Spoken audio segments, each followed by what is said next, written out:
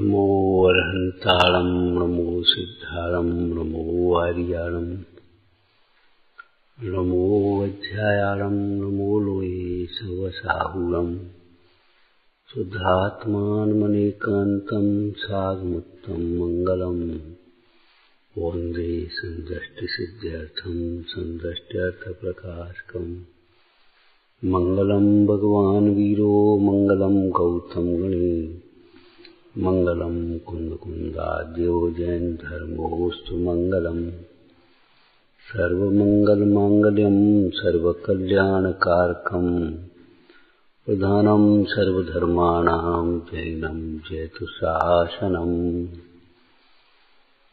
मंगलमय मंगलकरणैतराग विज्ञान नमहुताय आते भये अरहंतादि महान।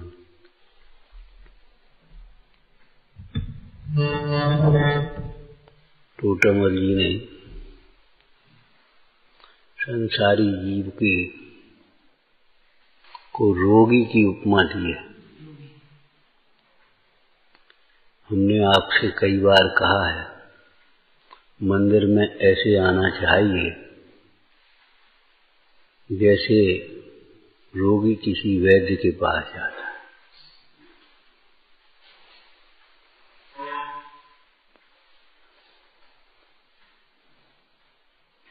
विचारना कोई विवेकवान व्यक्ति जो रोगी हो चाहे किसी डॉक्टर के पास तो नहीं चला जाएगा, चाहे कहीं से दवाई तो नहीं ले लेगा, चाहे किसी से सलाह तो नहीं करेगा। चलो ये डॉक्टर फीस कम लेता है या नहीं लेता, चलो इसी को दिखा लो, यहाँ दवाई सस्ती मिलती, चलो यहीं से ले लो।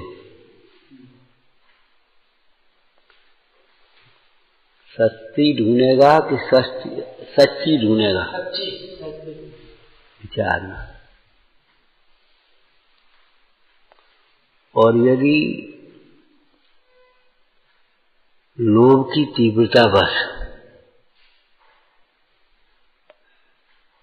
यदि नीम हकीम के चक्कर में पड़ जाए तो क्या होगा? जैसे नीम हकीम के चक्कर में या नकली स्टोर के चक्कर में नकली दवाइयां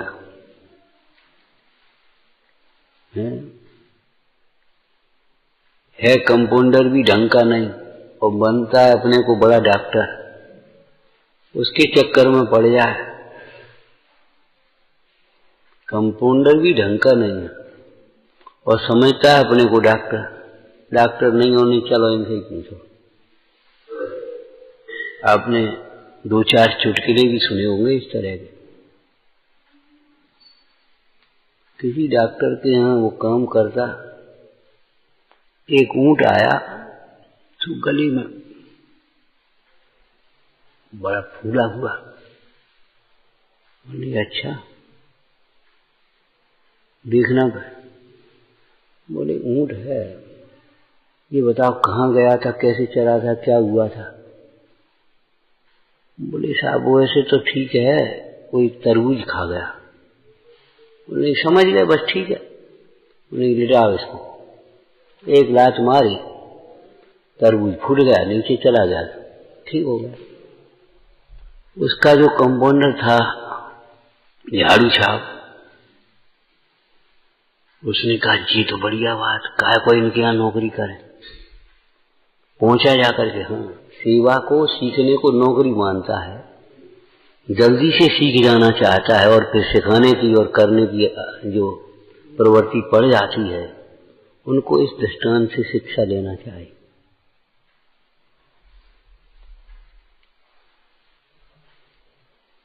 जाकर के बोर्ड लगा करके गले रोग विशेषज्ञ हो गए और किसी अच्छी मैडम के तकलीफ हुआ, उन्होंने कहा अच्छा इसमें क्या 2 मिनट लाओ, लेटाओ इनको, एक लात मारो, बेचारी मर गई। अरे भाई चलने दो अब। 2 मिनट धैर्य रखा करो।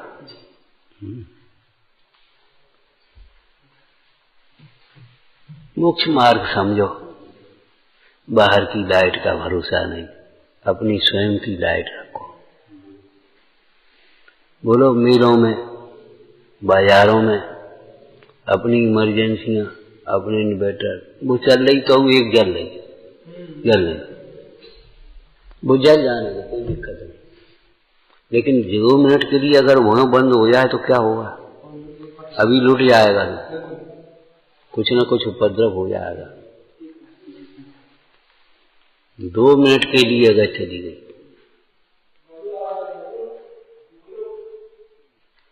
ऐसे ही हमारा विवेक रूपी लाइट, ज्ञान रूपी प्रकाश एक क्षण को भी अगर बुझा, वहां 2 मिनट के लिए लाइट गई, लूट मच गई। ऐसे यहाँ 2 मिनट के लिए हैं बहुत होते हैं, एक क्षण के लिए अपने स्वरूप से जुदा पड़ा, मोह हावी हुआ, कसाय में से एक कसाय हावी हो गई, समझ लो भटक गए संसार। एक इंद्री का विषय हावी हो जाए, विशेष रूप से धर्म के क्षेत्र में कर्ण इंद्री का विषय हावी होता है, अपनी प्रशंसा सुनने की चाह, ख्याति लाभ हुआ। रचना इंद्री का तो ठीक है जो कुछ है, समझ लो लूट मची, भटक गए। तो जैसे वह रोगी बेचारा यदि अनजान उसके पास पहुंच जाए, वैद्य के पास या असिस्टेंट के पास, या कहीं नकली दवाई मिल जाए तो क्या नुकसान है? अरे नुकसान पूछते हो? एक बात तो जीवन में समझ देना, लाभ न होना भी नुकसान है। एक वर्ष आपने व्यापार किया और आपको कोई लाभ नहीं हुआ, तो ये भी तो नुकसान है। लाभ न होना भी नुकसान है। दूसरी बात ये समझ लेना कि बाहर के नफा नुकसान पर जितना ध्यान जाता है, आपको अपने परिणामों का नफा नुकसान देखना चाहिए। घर में सब व्यवस्था है, सब अनुकूलता है, अपने आराम से रह रहे, अपने टाइम पर पूजा, टाइम पर स्वाध्याय, टाइम पर वो, बस अपने अनुकूल सब शरीर के स्वास्थ्य के अनुकूल सब भोजन सब व्यवस्था। नुकसान क्या है? धर्म, घर में रह करके धर्म ध्यान करने में अरे मूड मोह बढ़ता है, मोह पुष्ट होता है, मोह बढ़ता है, मोह बड़े परिवार की संगत। ये अनुकूलता में सुख बुद्धि, इसी का नाम मोह है। मोह बढ़ता है। उस दिन कोई मुमुक्षु का फोन आया होगा इनके पास, तो कह रहे थे क्या करें, व्यापार में घर में मन नहीं लगता। इनके घर व्यापार मन लगने लायक है भी नहीं, कोई स्थान है? स्वच्छता प्रिय कोई व्यक्ति गंदी बस्ती में कहीं पहुंच जाए, मन लगेगा उसका? बीड़ी पीने वाले बीड़ी पीते रहें, लेकिन जो नहीं पीते उनको तो धुआं सहन नहीं होता उसका। मन नहीं लगता है घर में, व्यापार में, परिवार में, विकथा में, व्यापार में, विषयों में। ये शुभ लक्षण समझना चाहिए। यदि वहां मन लगता है, अच्छा लगता है, तो समझ लेना चाहिए ये अशुभ लक्षण है। लक्षण से पहचानना, सब अपनी व्यवस्था, अपने पूजा के कपड़े तैयार मिल गए, धो के आकर धुले धुलाए अपने पहने, अपने चले आए। गर्म पानी मिल गया, अपने नहा लिया, ठंडा हो मिल गया, अपने नहा लिया, गए जाकर के नाश्ता मिल गया, अपने नाश्ता कर दिया, फिर अपने स्वाध्याय कर दिया, फिर अपने भोजन। आराम से सब व्यवस्था। कहाँ जाओ बताओ, क्या करें? अरे रे प्रभु, इन सारी अनुकूलताओं को, भोग संयोगों को छोड़ करके जाओ आत्मा की आराधना करने के लिए। तीर्थंकर जंगल में गए थे और मौन रहे थे, सारी व्यवस्थाओं को छोड़ करके गए थे। अनुकूल व्यवस्थाएं बना करके और रूढ़ी की क्रिया कर लेना, ये भी रूढ़ी की क्रिया है। और अपने को धर्मात्मा समझ लेना, ये बहुत बड़ा भ्रम है।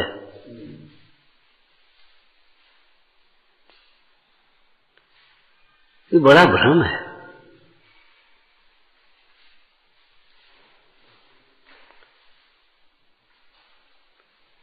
देह अपनी लगती है, यही तो भ्रम है। ये मैं हूं, यही तो मैं हूं, ये मैं हूं। तेरा तबीयत खराब हो गई, तेरा ऐसा हो गया, इच्छा की पूर्ति में सुख लगता है, यही तो भ्रम है। अनुकूलताओं में सुख जैसा लगता है, इसी का नाम भ्रम है। इसी का नाम मोह है। हमने जाने क्या मोह को समझ रखा। मोह अमूर्त परिणाम है आत्मा का, ज्ञान से पकड़ में आएगा। अब देखो, अपन तो मांग नहीं रहे, अभी तो मान सम्मान दे रहे। वहां गए थे, उस दिन बेचारा दुखी होकर के सुना रहा था विद्वानी। क्या करें, यहाँ इतने दिन प्रवचन करते हो गए, कोई जे प्रवचन से निकला, कोई जय जन करने वाला नहीं, कोई जे पूछने वाला नहीं, तुम हो कहाँ पड़े हो? बस प्रवचन नहीं हो तो बस खत्म हो गया, आ गए, बस खत्म हो गई। बोले हम वहां गए थे, 5 बजे लोग लेने आ गए, माला डाली, माला डाल के ले गए, वहीं गाड़ी पर स्टेशन लेने आ गए। और उस भले आदमी को ये नहीं मालूम ये पुण्य का कार्य है, ये पापोदय का कार्य है। सच बताओ, हम इनसे पूछते हैं, तुमने साधर्मियों को जय जनन करना सिखाया कहाँ?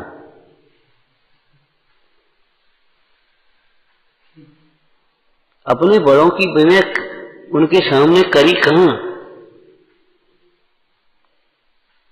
उनके सामने आदर्श स्थापन किया कहाँ? सेवा बैयावर्ती करी कहाँ?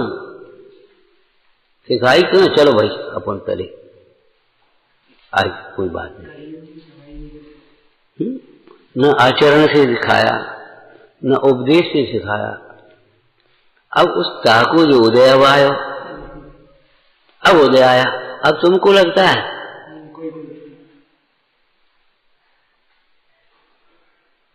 अब तुमको लगता है, विचार करो भैया। अनुकूल व्यवस्थाएं बना करके सुखी होने की या धर्म आराधन करने की जो कल्पनाएं हैं, वे अच्छी नहीं है।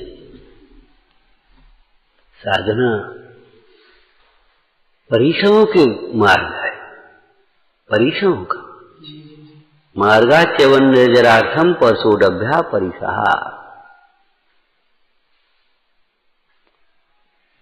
इस अधिकार के माध्यम से हम ये बात कह रहे हैं।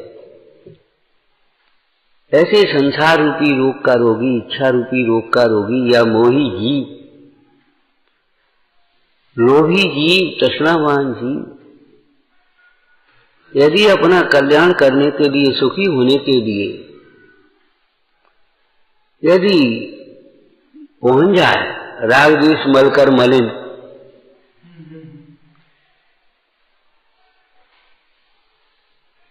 विचार करो क्या होगा। तुम तो कमाते जाओ, दान हमें देते जाओ। कौन कहने वाला है कि कमाना बंद करो भाई, अपना समय, अपनी शक्ति आराधना में लगाओ। दान देना तो मजबूरी की बात है। जब तक त्याग की अवस्था नहीं हुई है, पुण्य के उदय की सामग्री है, तब तक उसे दान में देव भाई, मने नहीं है। लेकिन कमाते जाओ, देते जाओ, कमाते जाओ, देते जाओ, कमाते जाओ, देते जाओ, कमाते जाओ, देते जाओ, क्या मतलब है? कब तक लगे रहोगे? सोचो।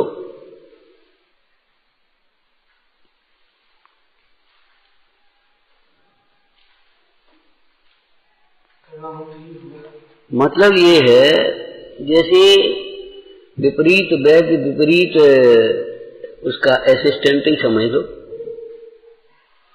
उप वैद्य उप सहायक, और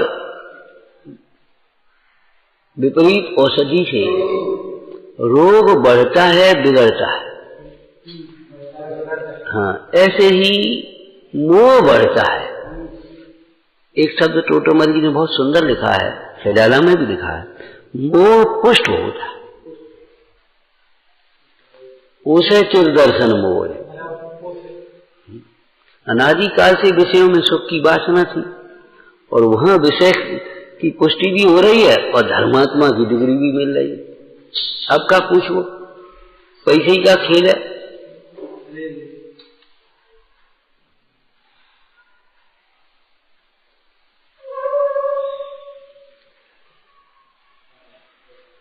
बाहर के नफा नुकसान पर बहुत दृष्टि है, कितनी चिंता होती है, इतना नुकसान हो गया, इतना नुकसान हो गया, इतना लाभ हो गया। भैया परिणाम के नफा नुकसान की ओर अपना उपयोग लगाओ, और परिणाम के नफा में भी आपको नापना अभी नहीं आ रहा।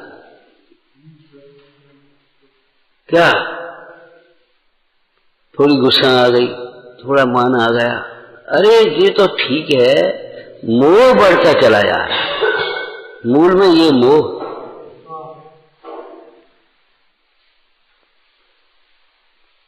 मोह ही सम्यक्त्व का घातक है और मोह ही संयम का घातक है, मोह ही समाधि का घातक है। सवेरे डॉक्टर साहब से चर्चा चल रही थी, उन्होंने कहा देखो भाई, देह के प्रति निर्मम ही वही अपने नियम संयम पर दृढ़ रह सकता है। अरे देह तो जाएगी, अब जाएगी तो जाएगी, क्या करें। एक बात, सो भी समय पर जाएगी। दूसरी बात रही तुम्हारी देह बिगड़ने की, तो देह बिगड़ती है पाप की वजह से और कुपथ सेवन से, संक्लेश परिणाम से, दुखी होने से। इसको मालूम है, तामस शब्द का प्रयोग किया है। तामस, तामसिक भाव, कषायों की तीव्रता। कषायों की तीव्रता से नए पाप कर्म का तो होता है बंध और पुराने पाप कर्म की होती है उदीर्णा। तब अपने आप रोग आदि की वृद्धि होती है। ये सिद्धांत है उसका।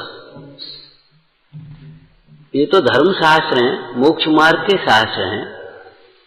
आयुर्वेद शास्त्र में लिखा है चरक ने, आचार रसायन के बिना कोई उत्कृष्ट रसायन भी रोग को दूर करने में समर्थ नहीं। वो आचार रसायन क्या है? निर्ममता, निर्लोभता, निष्क्रोध, क्षमा, विनय, सरलता, सेवा, संतोष, धैर्य, संयम, ब्रह्मचर्य, सत्य। अगर ये आपके गुण नहीं हैं, कोई मतलब नहीं। मोह बढ़ने का नुकसान क्या बता? अपने आराम से रह रहे, धर्म ज्ञान कर रहे, बता नुकसान क्या? नुकसान मोह बढ़ रहा है, छोड़ने में तकलीफ होगी और छूटेगा तो है। छूटेगा कि नहीं छूटेगा? निश्चित है, संयोग का वियोग होगा, देह छूटेगी।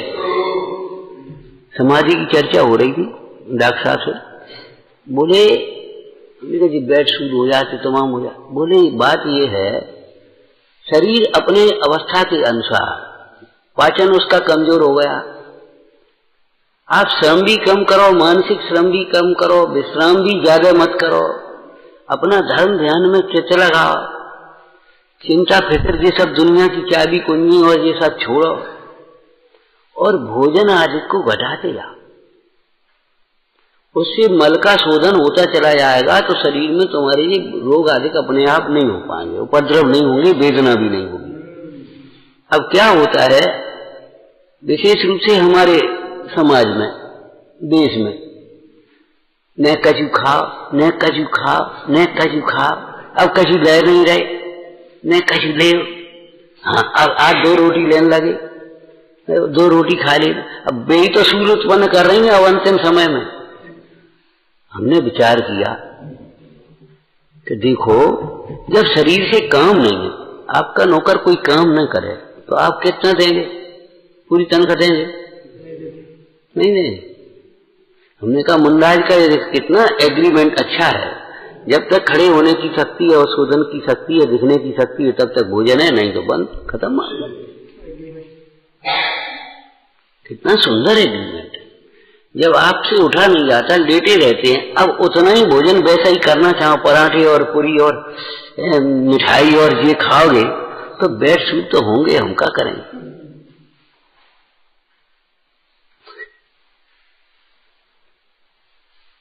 और फिर कहे अब वो टट्टी होगी, पेशाबो होगी, और वो उसको अब बीच को उठाएगा, को धरेगा, को करेगा, तो प्लास्टिक बिछा दिए, कहूँ कैसे कर दिए, कहूँ बे कर दिए, अब भी सब शरीर में गड़गड़ करके वो करेंगे। हमारे सामने कोई समस्या आती तो हम उसका समाधान करते सब चारों से, चाहे आयुर्वेद से हो फिर शास्त्र से हो। हमने कहा बिल्कुल सही बात है, हमारी जो सामाजिक साधना है वो बिल्कुल सही है। कषाय संलेखना भी है, साथ में काय संलेखना भी है, और हमने अनुभव किया इस बात को। तकलीफ कहीं भी हो, कुछ भी हो, और भोजन पान बंद करो। जब उठ नहीं सकते, काम नहीं कर सकते, तो आप देखो शरीर शक्ति अपने आप रिकवरी करने लगेगी। आपको लगता है हम कमजोर होते हैं, लेकिन रोग कमजोर होता है। उपद्रव खड़े नहीं होते फिर तमाम। और जो इस प्रकार के शरीर की पाचन शक्ति कमजोर हो गई, अवस्था हो गई और व्यवस्था, अब उसी ढंग से अपनी इच्छाओं को पूरी करना चाहते हैं, तो भाई वो तो नहीं बनेगी, वो नहीं बनेगी। भोजन का, श्रम का, विश्राम का, शारीरिक काम का, मानसिक काम का एक संतुलन तो आना चाहिए आपको। हमारे संविधान में भी जब रिटायरमेंट होता है आधी तनख्वाह दे देते, मतलब अपनी इच्छाओं को आदि कर लो। अब जरूरत क्या है? बाल बच्चे पढ़ लिख गए, अपने लिए अपने कमाने नमाने लगे, अब तुम्हें तुम्हारे लिए चाहिए, तुम्हारे लिए इतना बहुत है। अब तुम इतने से क्या होगा, और ओवरलोड फिर दोबारा दूसरे काम करने लगोगे तो हम क्या करें उसके लिए? माने हमारा नफा नुकसान हमने सोचा नहीं कभी। देह को अपना मान करके जितना भी चिंतन करेंगे सब विपरीत चिंतन होगा, ध्यान रखना। जितनी भी चर्चा करेंगे सब विपरीत चर्चा होगी। देह को लक्ष्य में रख करके पूरी चर्चा करो आप, सब विपरीत होगी। टोडरमल जी ने प्रमाण दिया, देखो ये आत्मा की और देह की भिन्नता की भी चर्चा करता है, तो ऐसे करता है मानो किसी और को और से भिन्न बताना। अपने को निर्दोष मानते हुए, भीतर में दोष है और निर्दोष मानते हुए जो भी बोलोगे गलत बोलोगे, सत्य घोष की तरह। नाम सत्य घोष है। और क्या रहा है? राजा ने उसी से पूछा, क्यों महाराज, पुरोहित महाराज बताओ तो सही हैं?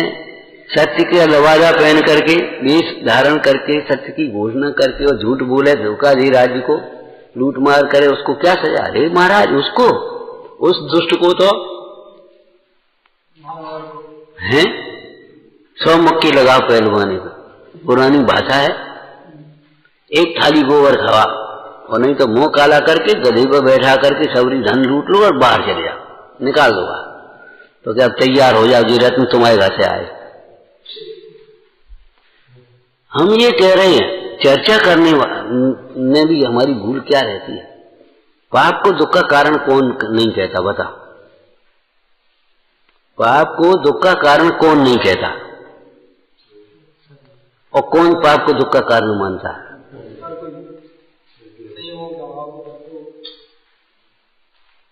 पाप को दुख का कारण कौन मान सकता है? जो अपने को आत्मा समझे, देह को भिन्न समझे, वह पाप को दुख का कारण मानेगा। पाप को दुख का कारण।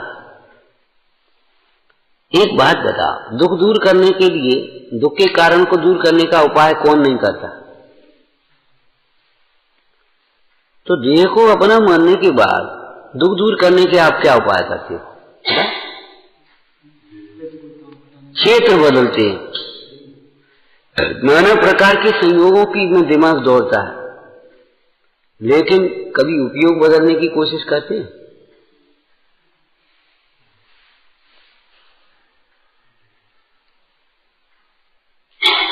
उपयोग बदलने की कोशिश, डॉक्टर बदल लो, ये डॉक्टर कुछ नहीं जानता, एक दिन में फायदा नहीं हुआ था, चलो दूसरा बदल दो, फलाना जाओ वहां जाओ, लेकिन ये बताओ उपयोग बदलने की कोशिश की?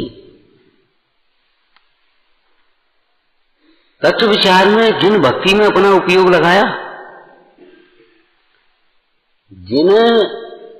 जिनवाणी के अनुसार अपने विचारों में, अपने खान पान में, अपनी चर्या में, अपने रहन सहन में, अपने व्यवहार में परिवर्तन किया दुख दूर करने के लिए? नहीं किया।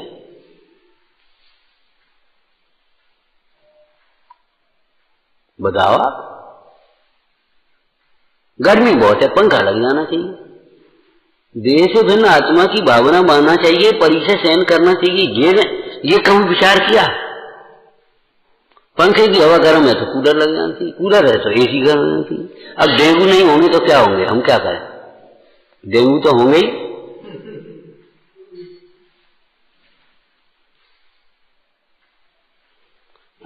हम क्या करें इसके लिए? ये अपने बोए हुए बीज हैं जो अपने जीवन में हैं, अपने बांधे हुए कर्म हैं।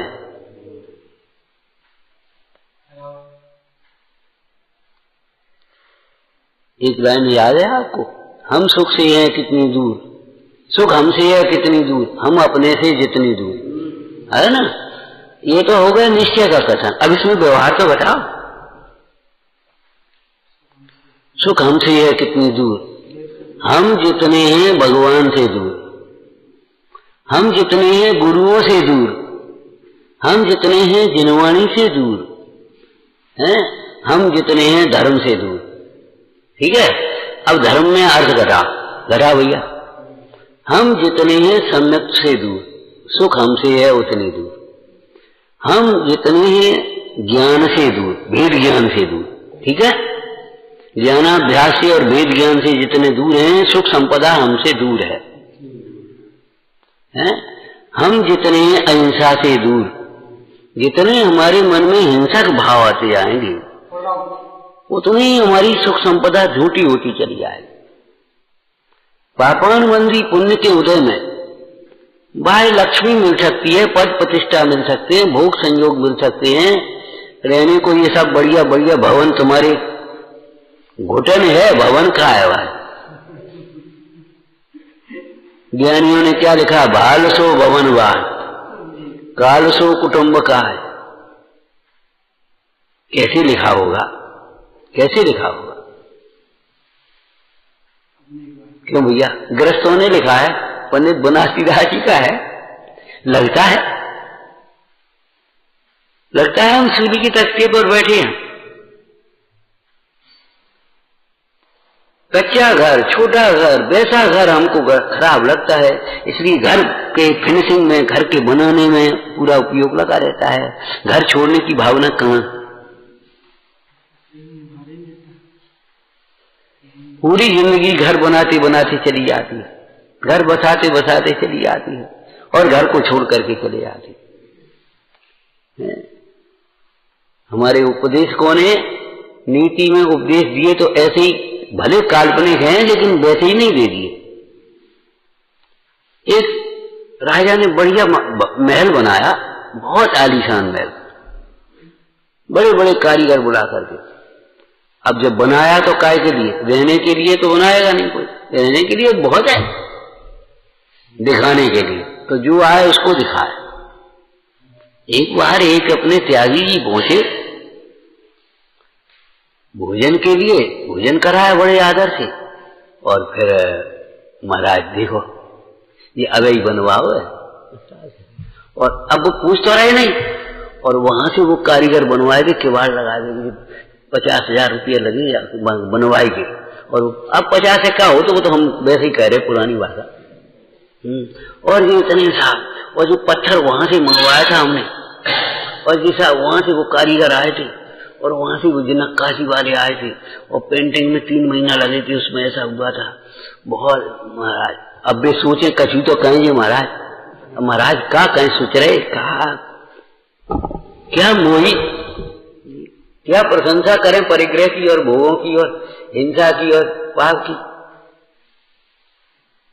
बता क्या इसको हो गया। जब देर हो गई तो त्यागी जी बोले, राजन तुमने महल बनाया तो ठीक है, एक बड़ी गलती कर दी। बताओ अभी तो सुधरवा देंगे। बोले इसमें दरवाजा गलत लगा दिया, दरवाजा नहीं लगाना। इस महल में दरवाजा जो लगा दिया है ना तुमने, ये दरवाजा गलत लगा है।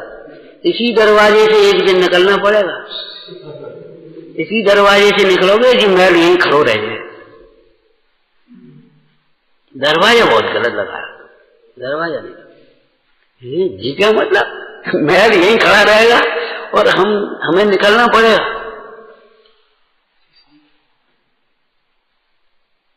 तो क्या करना चाहिए कि कुछ नहीं, इसलिए अभी निकल चलो। ये तुम्हारा है नहीं, होगा भी नहीं, हो सकता भी नहीं। ये मोह है, हमारा घर हमारा घर। अरे मूढ़, जब उसकी कसाय घटी तब उन्होंने उपदेश दिया। हर एक से मूढ़ कहोगे तो वो लड़ने तैयार हो जाए। मोह की मंदता वाला जीव सुन सकता है। तब त्यागी जी बोले, अरे मूढ़, ये महल देखने दिखाने लायक नहीं है। तेरा चैतन्य महल असंख्यात प्रवेशी अनंत गुणों का समूह, कभी मलिन नहीं होने वाला है, वो तेरा महल तू देख, मुक्ति महल, उसकी ओर जा। ये महल तो छूटेगा, क्या करता है। अभी इनका निषेध क्यों किया ये बता, ये बातें ये नहीं बताएंगे। हमने आपको बताया था ना, सामान्य लोगों में और वैद्य में कितना अंतर होता है। सामान्य लोग अगर आपके पास आए, अरे बहुत तबीयत खराब है, बहुत बड़ो पूरा हो, बहुत वेदना हो गई, बहुत सूजन हो गई, यही तो कहेंगे। लेकिन वैद्य उसका उपाय बताता है। आया वैद्य, बुला, वैद्य आया, उसने देखा ये नहीं थी, बहुत हो गई फर्क, कितने दिन हो गए, ठीक है कोई बात नहीं है, कोई बात क्या था, कोई बात नहीं, चिंता मत करो, और एक काम करो, इसमें ये तो लेप लगा और ये दवाई खाओ, ठीक हो गया। उसने उपाय बताया। बोलो हमारे गुरु और कुगुरु में कितना अंतर है भैया। बहुत इतना लंबा संसार है, अनादिकाल से तुम भूले हो और मोह में चक्कर में पड़े हो और कसायों में उलझे हो और पापों में फंसे हो, और कहाँ मर जाओ, देह छोड़ करके कहाँ जाओगे, नरकादिक में जाओगे, ये जाओगे, ठीक है वो तो जो कछ है। आचार्य कुंद कुंद बोले, सुन ए, तू अभी भी चैतन्य भगवान आत्मा है, देह तेरी नहीं है, ये सब न्यारे हैं, भिन्न है। कहाँ इच्छाओं की पूर्ति में लगा है, इच्छाओं की पूर्ति संभव नहीं है। परद्रव्य को अपना बनाने में लगा है, अपने को पहचान, अपनी संभाल करना। जितनी रुचि से तूने शरीर की और परिग्रह की संभाल की है, कहीं उतनी रुचि से अपने परिणाम संभाले होते, स्वरूप को संभाला होता तो आज तेरा कल्याण हो गया होता। ये बात नहीं कहनी है, हम ये कहते हैं अभी संभाल ले, अभी कर ले। क्यों बोलो, क्यों? अभी भी बोलो भाई, अभी भी आत्मा आत्मा ही है, देह अभी भी आत्मा में नहीं घुस गया है, अभी भी परिग्रह भिन्न है, कर्म कर्म में है, उदय उदय में है, राग राग में है, ज्ञान ज्ञान में है, चित स्वरूप तो चित स्वरूप है अभी भी। तो महाराज जब सुख स्वरूप आत्मा सुख स्वरूप ही है तो दुखी का है क्या? तो बस यही तो चक्कर है कि तूने अपने को कभी सुख स्वरूप देखा नहीं। देखो बेटे, शॉर्ट बात नहीं चलेगी, हम अपने से दूर हैं, देवशास्त्र गुरु से दूर नहीं, देव गुरु धर्म से दूर का व्याख्या करनी पड़ेगी। हमने अपने हृदय में देव को विराजमान नहीं किया, देव के स्वरूप को नहीं पहचानते, इतने हल्केपन से वितराग सर्वज्ञ देव होते हैं, निर्गंध गुरु होते हैं, अहिंसामयी त्यागवादमयी जिनवानी होती, इतने से क्या काम चला?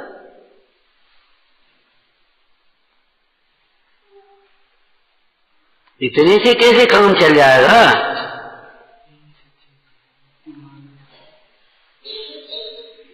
दर्पण से दूर रहने वाले व्यक्ति ने कब अपना चेहरा संभाल पाया है? दर्पण से दूर रहने वाले, विमुख रहने वाले व्यक्ति ने कब अपना चेहरा संभाल पाया?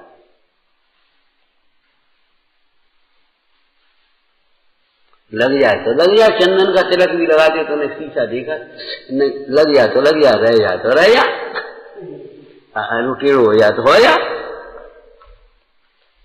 विचार करो, वो तिलक सीधा बने, सही बने, उसके लिए दर्पण को सामने रखते हैं, तो इन भगवंतों को सामने क्यों नहीं रखा? जिसको छोड़ करके वे सुखी हुए, तुम उसे जोड़ करके सुखी होना चाहते हो। जिसे अपना मान करके सुखी हुए उसे तुम पराया मान रहे हो। जिसे दुख मान करके हे मान करके छोड़ा, उसमें से तुम सुख की कल्पना कर रहे हो। बता सो,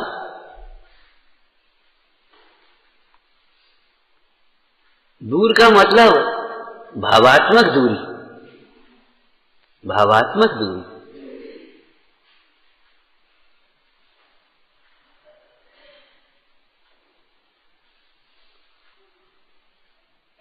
हमारे मोक्ष मार्ग का जो व्यवहार है, जो व्यवहार जिसको कहा गया है, वह मोक्ष मार्ग की नैमित्तिक क्रिया है, वो रूढ़ी की क्रिया नहीं है। केवल अज्ञानी के लिए वास्तव में रूढ़ी की क्रिया है। टोटामल जी का वाक्य याद करो, जो जीव तत्वज्ञानी होकर चरणान योग का अभ्यास करते हैं, उन्हें चरणान योग में कही हुई समस्त क्रियाएं अपने वीतराग भाव के अनुसार भाषित होती हैं और वीतराग भाव को वृद्धिंगत करने वाली बात। बड़े आदमी का बेटा, बड़े आदमी का, अब लौकिक में बड़ा आदमी माने पैसा, इतनी गहरी मोह की पकड़ है बड़ा आदमी माने बड़ा पैसा।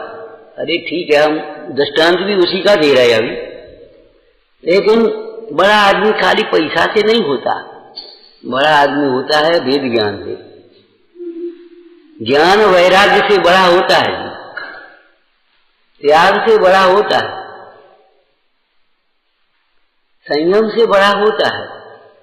अब हम अभी पैसे ही वाले व्यापारी बड़े आदमी की चर्चा कर रहे थे दृष्टांत में। बड़े आदमी का बेटा 25 वर्ष का हो गया, सेठ जी ने सोचा बेटा कुछ कह ही नहीं रहा, अब अपने आराम से खेल कूद खाए रहो। बोले बेटा व्यापार संभालो, देखो सीखो समझो कछु। बोले पिताजी क्या करने इतना धरो है, हम क्या करने व्यापार। ये बेटा उस सेठ ने एक लाइन सिखाई, व्यापारी बसत लक्ष्मी, और बैठे बैठे तो कुआं निकल जाएगा अगर नीचे की सोच चालू नहीं है। तुम कैसी बातें सोचते हो?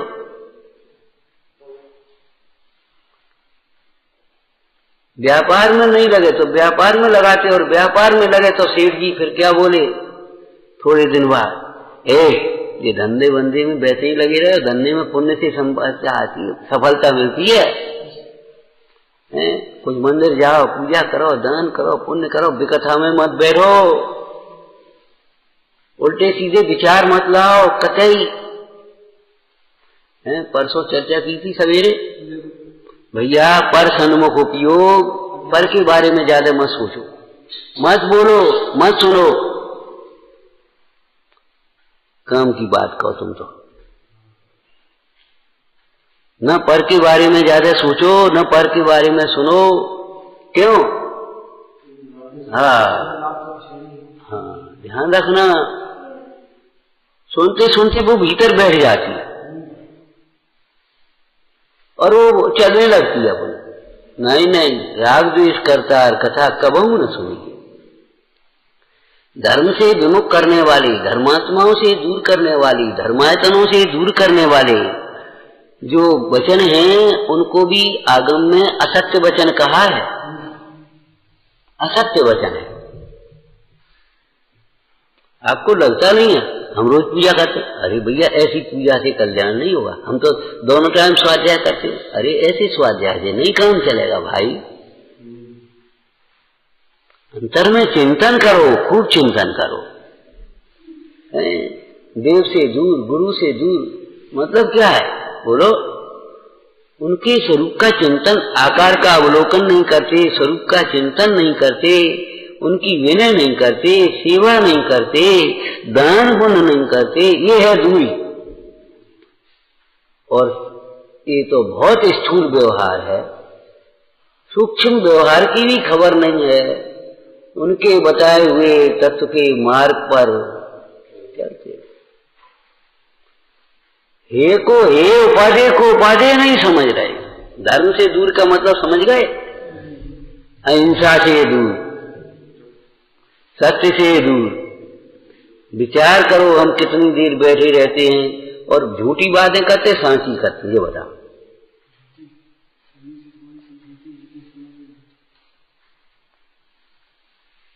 असत्य से दूर, चोरी से दूर, परिग्रह से दूर, अब्रह्म भोगों से दूर और परिग्रह से दूर।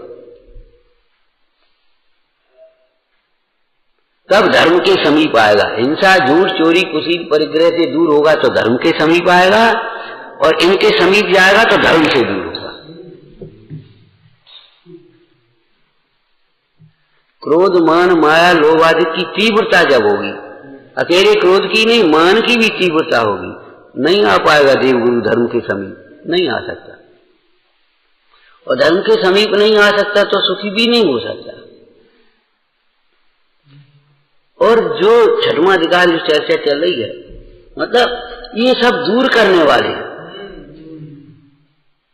अच्छा एक बात बता, जिनवाणी में कहीं ऐसा है तुम पैसा दे दो और अनुष्ठान हम कर दें तुम्हारा कल्याण हो जाए? बता बता। ये भी है। आपके पास भैया धर्म कार्य होने हैं, बेटा हमें तो नहीं तबीयत बैठी है, हम तो आ नहीं पाए, एक काम कर ले जा और देखो हमारा लगा दियो, तो उसका तो तुम्हारा सहयोग मिलेगा पुण्य का। और देखो हम नहीं आ सकते, हमें टाइम नहीं है, और पैसा बोलो खा ले जा पर, तो तुम्हें उसके बल से तुम्हारे धर्म पुण्य की व्यवस्था नहीं बन जाएगी।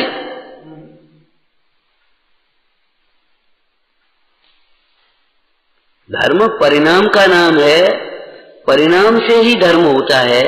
कृत हो, कारित हो, अनुमोदना तो हो कम से कम।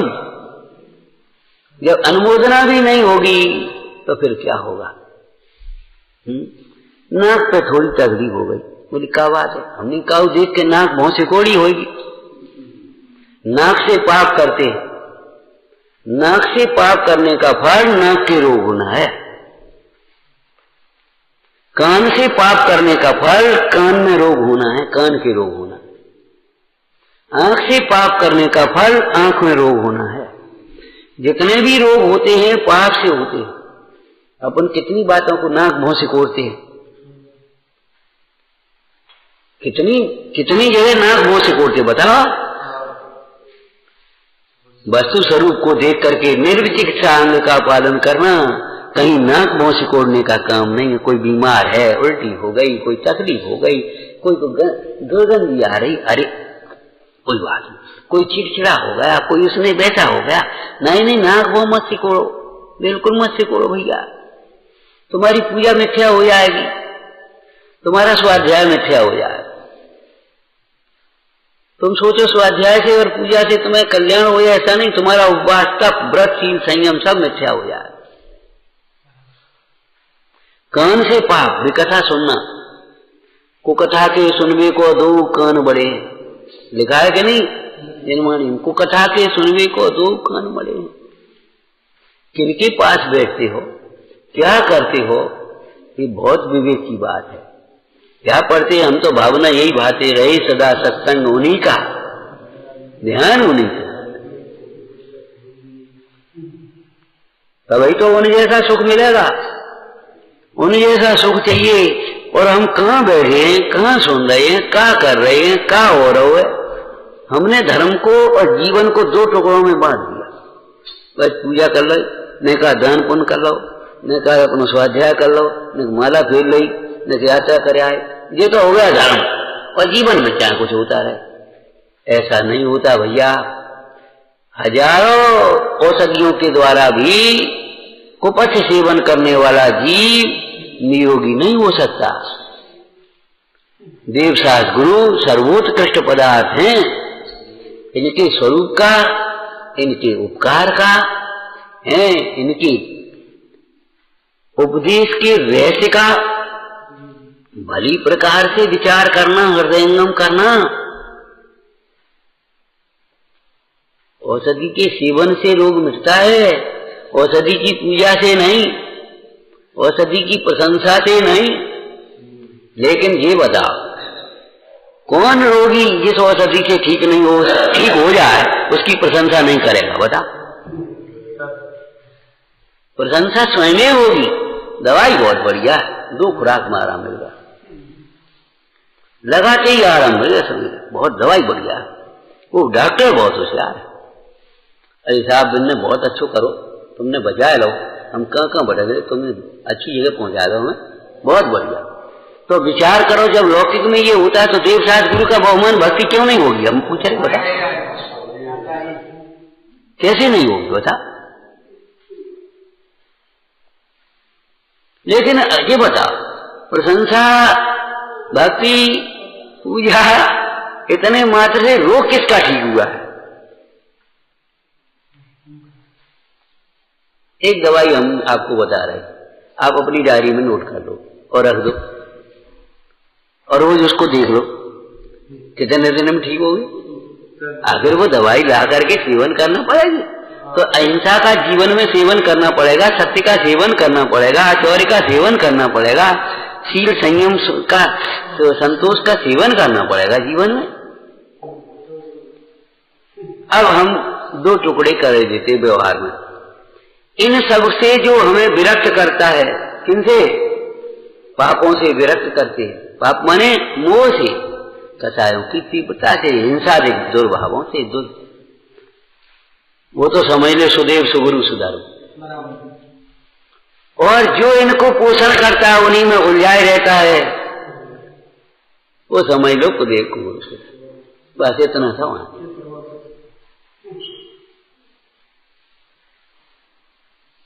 आत्मावलोकन में गुरु की इतनी सुंदर परिभाषा है, कई बार हमने कही होगी आपसे, बोलो।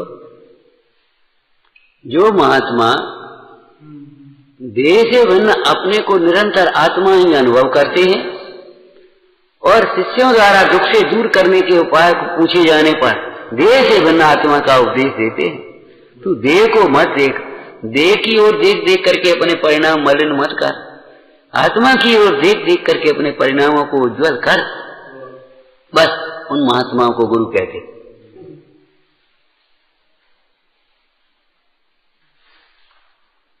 विषय कषाय का निषेध करने वाले गुरु होते हैं, शास्त्र होते हैं, और विषय कषाय का पोषण करने वाले गुरु होते कुशाय। इतनी समझ लेना, जिनवाणी एक ही बात बताती है, तुम्हारा नफा नुकसान, तुम्हारा सुख दुख, तुम्हारा भला बुरा किसी अन्य के द्वारा संभव नहीं है। अब हम भी जानते हैं तुम्हारी भूमिका में अभी राग है, सहन शक्ति नहीं है, सहन नहीं होता, तो भाई वितरागी देव गुरु धर्म को छोड़ करके चाहे कम बन जा। भूख लगी है? मां से तो नहीं मांगे, वो इतने होते भीख मांगे, बता। आज बच्चों की ये हालत है, इसलिए आत्मघात करते। देख लेना, कम से कम 80% बच्चों की हालत है। घर में नहीं कहेंगे, पिताजी से नहीं कहेंगे कोई उलझन हो, माँ से नहीं कहेंगे, वो नहीं कहेंगे, हाँ वे कहेंगे अपने उल्टे सीधे दोस्तों से, और उनमें बैठ करके वे घुमा देंगे, इसके लिए ऐसा करना ऐसा करना, और जब भारी हो जाएगा तो गोली खा के मर जाए। ऐसा कोई समाधान नहीं है जो गुरुओं के चरणों में न हो,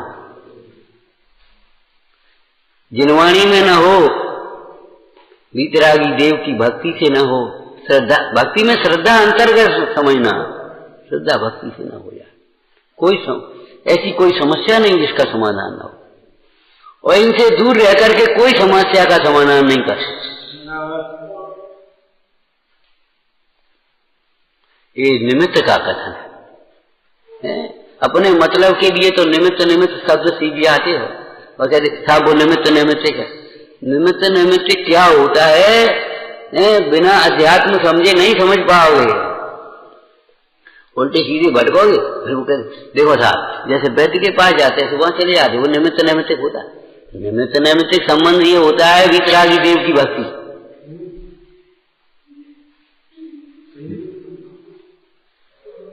पापों का त्याग निमित्त होता है, अच्छे परिणाम, अच्छे विचार निमित्त होते हैं, अच्छी चर्चाएं निमित्त होती हैं, अच्छी चर्या निमित्त होती है, तपस्या, व्रत, शील, संयम, ये होते हैं निमित्त। इंद्रिय सुख में होता है व्यवहार निमित्त, और अतीन्द्रिय सुख में होता है भेद ज्ञान पूर्वक सुअनुभव। वही समझ लो और कुछ नहीं। निमित्त होते हैं, निमित्त होते हैं। अरे तो निमित्त कहाँ निमित्त को भग रहे हो, हैं? कल्याण के निमित्त तो कौन है? कल्याण के निमित्त वीतरागी देव है। कल्याण का उपादान शुद्ध आत्मा, कल्याण स्वरूप आत्मा। अब कहाँ भग रहे? जिनको तुम निमित्त मान रहे हो वह निमित्त भी नहीं है भाई। विचारना, विचारना। जीवन में जहर का निमित्त होता है। बोलो यही दृष्टांत पुराण में दिया कि नहीं? बस इतना ही कहेंगे, समय भी काफी हो गया और हम भी थक गए। बोलो भाई, दृष्टांत दिया शास्त्र में। सुखी होने के अर्थ विषयों का सेवन करना ऐसा है जैसे जीवन के लिए जहर पीना। बोलो लिखा है कि नहीं?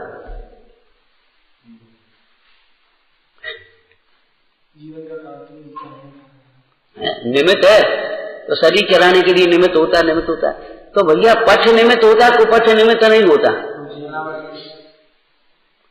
योग्य वैद्य, योग्य गुरु, निर्दोष औषधि निमित्त होती है। ऐसे वीतरागी देव गुरु धर्म, इनके प्रति श्रद्धा भक्ति, ये निमित्त होगी तुम्हारी। लग तो जाओ अनन्य चित्त होकर के, बैठ करके विचार करो। छठवां अधिकार हमारे भटकते हुए मन को जिन चरणों में एकाग्र करने के लिए है। ओम नमः।